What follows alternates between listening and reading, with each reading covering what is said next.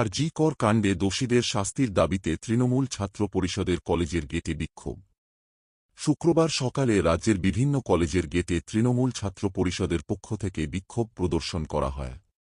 তৃণমূল ছাত্র পরিষদের জেলা সভাপতি কিরণ সাধু জানান, গত 2 আগস্ট কলকাতা তৃণমূল ছাত্র পরিষদের সভা থেকে 3 তারিখ বিভিন্ন কলেজের গেটে আরজি কর কাণ্ডে দোষীদের শাস্তির দাবিতে বিক্ষোভ প্রদর্শন করার নির্দেশ দিয়েছিলেন।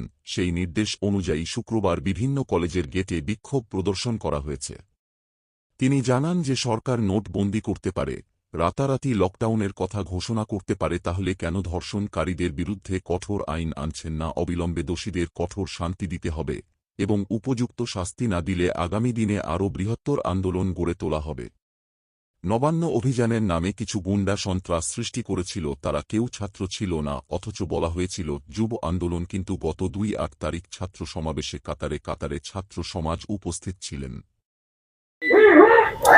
আমাদের 28 আগস্ট তৃণমূল ছাত্র পরিষদের প্রতিষ্ঠা দিবসে মাননীয় মুখ্যমন্ত্রী মমতা বন্দ্যোপাধ্যায় পশ্চিমবঙ্গ তৃণমূল ছাত্র পরিষদকে নির্দেশ দিয়েছিলেন যে প্রত্যেকটা কলেজের গেটে আরজি করের ঘটনা নিয়ে আন্দোলন করতে। আরজি করে যে অত্যাচার হয়েছে, আমাদের দিদির ওপর যে অত্যাচার হয়েছে, তার প্রতিবাদে আজকে আমরা মিছিল বের করে আমরা আন্দোলনে বসেছি। আমাদের বক্তব্য একটাই, যে সরকার রাতারাতি নোটবন্দি করতে পারে, রাতারাতি লকডাউন ঘোষণা করতে পারে, সেই সরকার রাতারাতি কেন ধর্ষণ বিরোধী আইন আনতে পারে না? তার বিরুদ্ধে তৃণমূল ছাত্র পরিষদ আজ রাস্তায় নেমেছে এবং আগামী দিনে এর থেকে আরো বেশি বড় আন্দোলনে যাবে।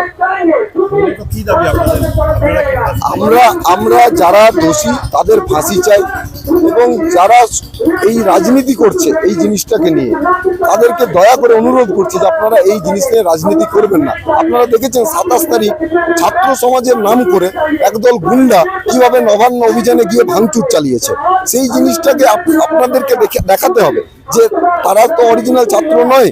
যারা অরিজিনাল ছাত্র তারা 28 আগস্ট কলকাতায় কাতারে কাতারে গিয়ে উপস্থিত হয়েছে। কিন্তু এই রাজনীতি, এই ধর্ষণ নিয়ে রাজনীতি, এই জিনিসটা বন্ধ হোক এবং যারা উপযুক্ত দোষী তাদের ফাঁসি হোক। আমাদের দাবি এটাই। আর ধর্ষণ বিরোধী আইন, সেই জিনিসটা যাতে তাড়াতাড়ি আমাদের পশ্চিমবঙ্গে আসে, সেই জিনিসটা আমরা চাই। সিবিআই 20 দিন পেরিয়ে গেল, তাও তো সিবিআই চুপ।